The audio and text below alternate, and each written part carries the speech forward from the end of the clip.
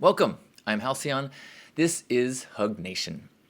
Today the theme is Don't Panic.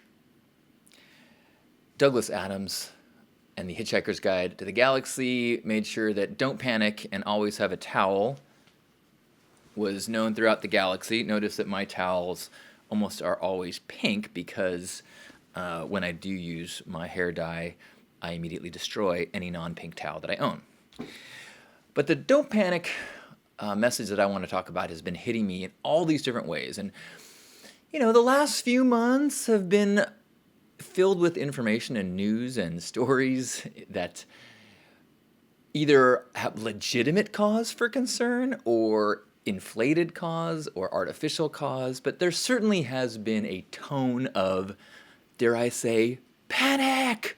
And I know that I have been caught up repeatedly in a anxiety state that crossed the line from being motivating and actually put me in a place of being ineffective and shut down and the exact opposite of being a love warrior. I was a depressed victim, and it was the panic that set in. It was the inability to deal with this negative stories. They became overwhelming and I freaked out. And I think that was like kind of part of the tone of the day. I mean, we're almost encouraged to, like, if you were not panicked, there was kind of this feeling like, if you're not panicked, you're not paying attention. And I think it's important to say there's a difference between being concerned and being aware. Maybe concerned in a state of like aware and knowing that things need to change, but staying in a state of groundedness. When you get freaked out, you aren't making the best decisions. I mean, if I've learned anything from action hero movies, it's that when you panic, that's when the hero slaps you in the face and says, "Get a hold of yourself." So, we can't confuse panic and over anxiety with concern and care. And there's a few places this week where people came to me in as messengers or as friends or in whatever state, felt like angels bringing me these messages of, hey, don't panic. One of them was my friend David, who, as I was sharing some of my recent inability to process everything that's going on in the world and inability to get out of depressive states, he was like, look,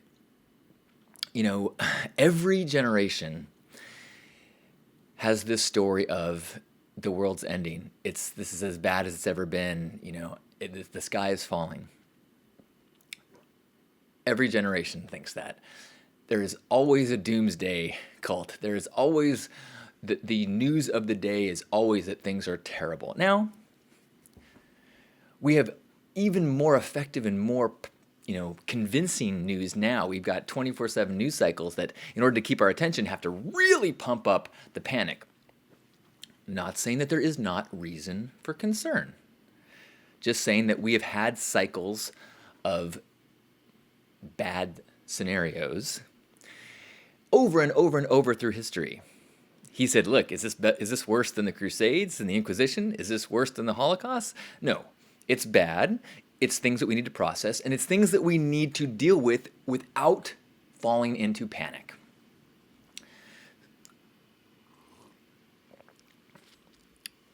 And I struggle with that because, it's a fine line between, accepting that this is the way it is and being motivated to take action in the world.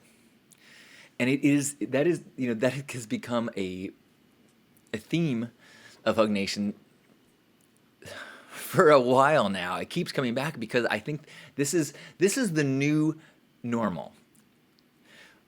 I know people say, this is not the new normal. Well, they're talking about different things. What I'm saying is the new normal is the ability to take in what's wrong with the world, but not slip into a state where you don't care about anything and not slip into a state where you're panicked. It's this fine line of warrior without falling into fight or flight so that you cannot make good decisions.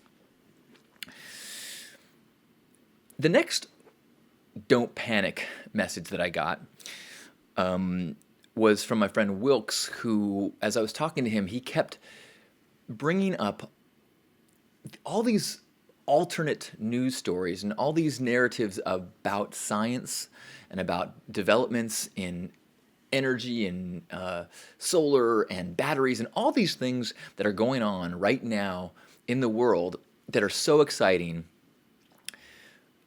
that if you pay attention to these stories, the world is not falling apart. The world is about to become something incredible. And I actually recorded a conversation with him that we'll be putting on the Hug Nation podcast, the audio podcast. So if you're subscribed on iTunes or another, however you listen to podcasts, then you will very shortly hear that conversation that I had with Wilkes, where he gave a bunch of examples of this technology. But he pointed me in the way of a bunch of resources to try to learn more about all these good things that are happening.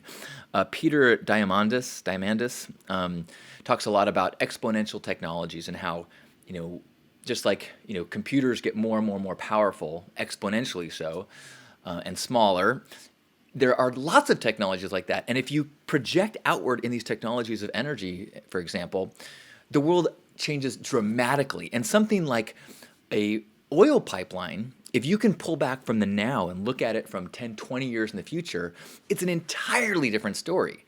20 years from now, the chance of us relying on fossil fuels or even using fossil fuels at all starts to become laughable, especially as solar is getting cheaper and cheaper and cheaper and cheaper.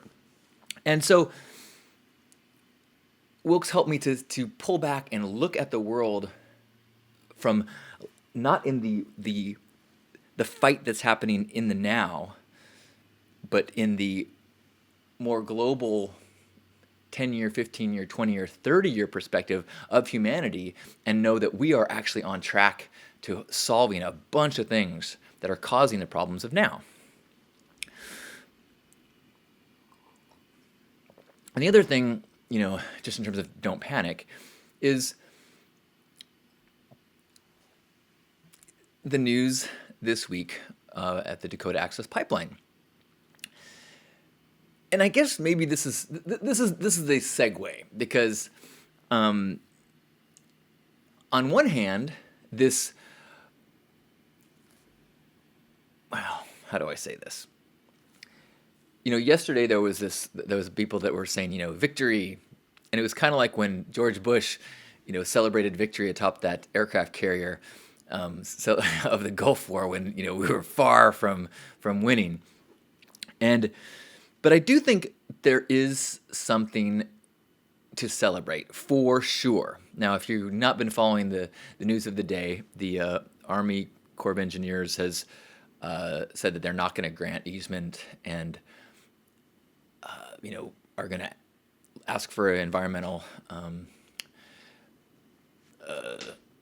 whatever the term is, to do a more deeper environmental evaluation, and also and so that they can't go under the river, and they get to find another path.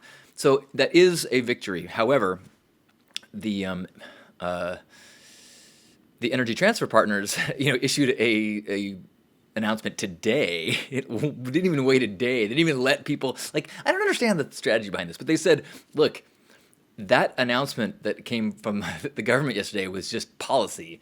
It doesn't mean anything. We're not changing anything. We are finishing this pipeline. And I'm like, what a weird strategy for them. I mean, I assume the only reason they did that is because they don't want their investors to panic, and they don't want their stock price or their evaluation to dip or anything like that because of perception. So they made it assured, no, full speed ahead.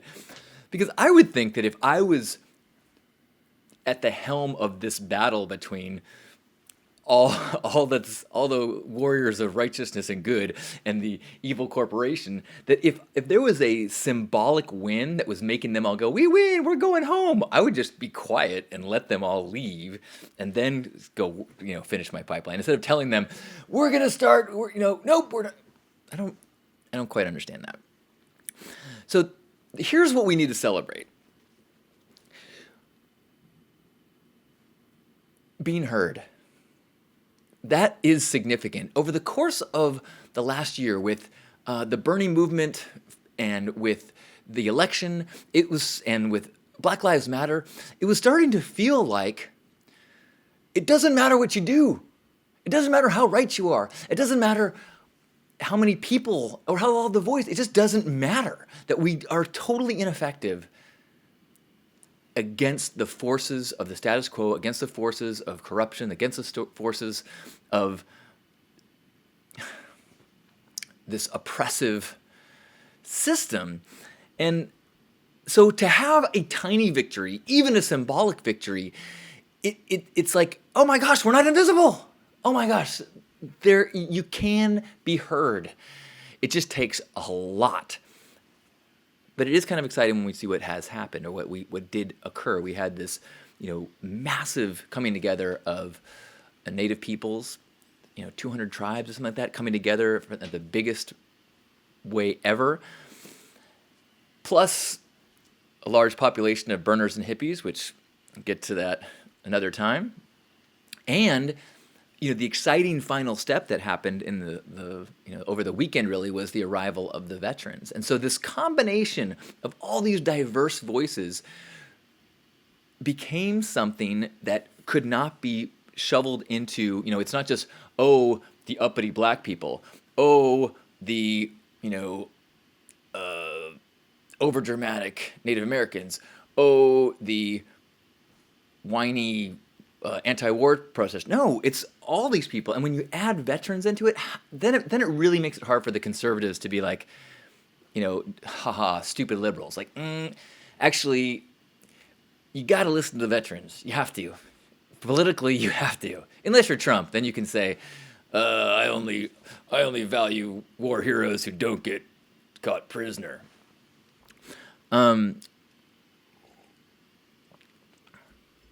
So the danger in this victory is if the media narrative stops paying attention, and if people who have been donating money and resources slow down or stop giving, because everyone who's there after the immediate celebration, every update that I've seen has been like, whoa, whoa, whoa. This actually could be worse for us, because suddenly the attention and the volume and the momentum could stop. And so please don't stop. Don't think that we don't have to continue fighting. As the captain of the other team said very clearly, we are not stopping building this pipeline. So much strength and appreciation to all of the water protectors and everyone who's been working that. Another part that I think is important to celebrate is how effective citizen journalism has been in this whole fight. When you look at how we had this Facebook Live streaming of protest, how we had drone footage flown by people there, and we have this very hard to argue with counter media to just like slam in the face of the news conferences and the updates that were coming from the sheriff's department. And so to see like this kind of new form of activism and this new citizen media kind of finding its footing and really having a win after this year of ineffectiveness, I think that is something to celebrate. Not celebrate within the cause of the Dakota Access Pipeline victory, but celebrating in the cause of activism, peaceful activism, using new media, using peaceful tactics, using many groups coming together to have a voice that uses social media and gets the attention of mainstream media to a degree. I think that's something that we need to like take that win and use that as the momentum to go out into the world and do more. Because as another meme that is just becoming so clear is like, look, the fight is, we live in a war state now in terms of like the battle against fascism and oppression. Like everything that is coming out of the president-elect's cabinet and actions, everything about it is like we are in for 4 years of having to watch everything and be aware of what's trying to be done to against our best interests. So going back to don't panic, if you're in for 4 years of fighting, you can't be in fight or flight. Your system will flip out. You cannot maintain adrenaline rushes for that long. You can't stay in a panic state. Your nerves will be shot. So you have to find a way to be at peace, be a calm warrior, recognizing what's going on. And, I think that, as we learn more about what's happening and what did happen and what is continuing to happen at Standing Rock, I think we will be learning more about how they're a model for that too. There's, a lot of people, some of the stories that came out, people went out to the camps full of big ideas and how they wanted to help, and we're kind of like, simmer down, sit down, know your place. In fact, a lot of the things that I read about, hey, if you're coming out here, first thing you need to do, go to training. Second thing you need to do, listen. And then listen, and then listen, and then listen. Because chances are your big idea, whatever you want to do, we've thought about it, we've talked it through. So we just need to stay calm and listen to the elders, listen to those who are experienced and be more humble about it.